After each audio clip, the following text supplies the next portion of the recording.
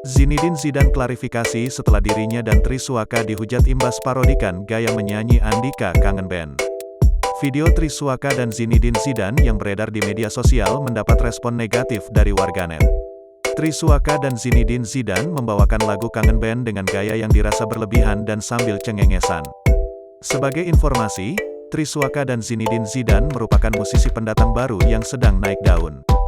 Mereka kerap mi-cover lagu-lagu dari penyanyi lain.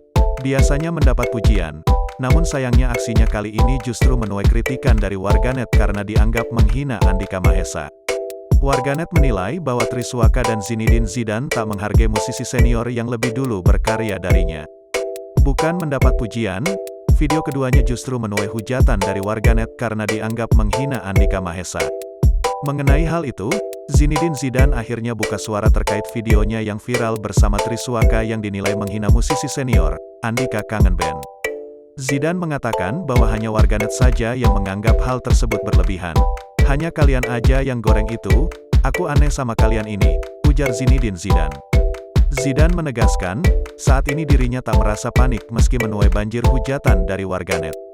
Namun, mengenai hal itu, Zidane mengatakan selain tukang cover, namun dia juga memiliki karya.